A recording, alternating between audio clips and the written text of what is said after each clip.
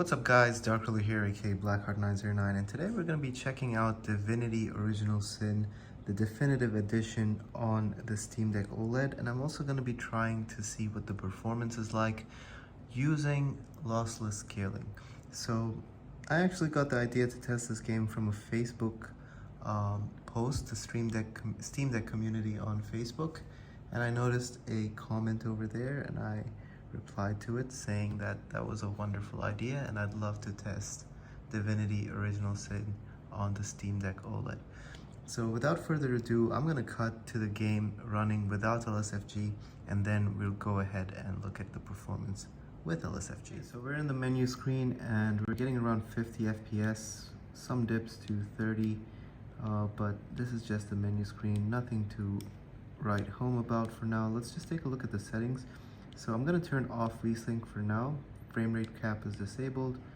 Frame cap, let's go all the way to 124. I don't think we'd be hitting that anyway. And let's look at the quality preset. It's set to ultra, everything is maxed out. So it's running on really high settings. Let's go ahead and click continue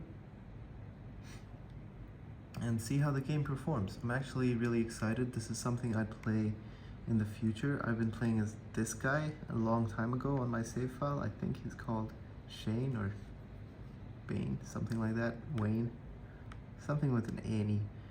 And this guy's the Red Prince. I don't really remember the story. I might have to restart this game, but let's see what the experience will be like on a Steam Deck. So in this section, we probably wouldn't really need to use LSFG, but I know for a fact that in the city, the frame rate does get a little bit lower. So let's try that out first.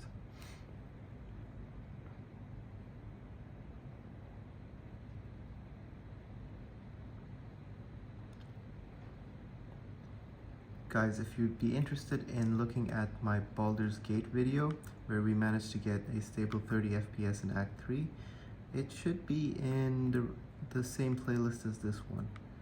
Anyway guys, we're running around in the city and we're playing at around 57 FPS, 58 FPS, which is probably one of the best use cases for a program like LSFG.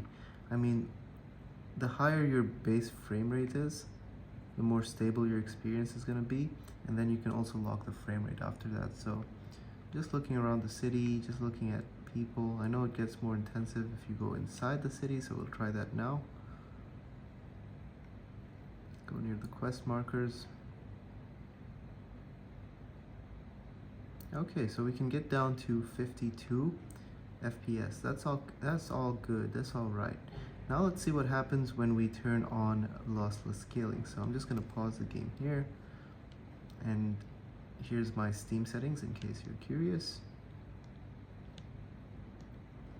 And now we'll go down to our LSFG plugin, and yeah, let's enable 2x and see where that takes us.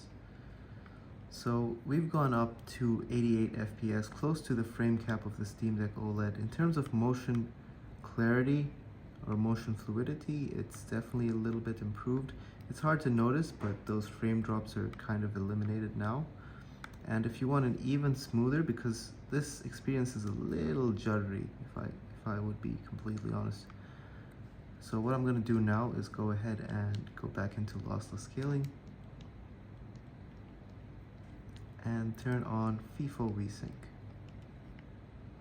So FIFO resync is going to only generate a few frames and put us in at a locked 60 FPS.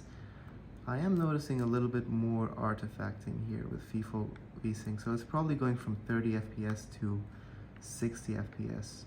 It's not bad, but we can make it better. So let's go ahead and go back down to lossless scaling. Let's turn off FIFO resync and place a 45 FPS cap. There we go. So now it should limit our frame rate to 90.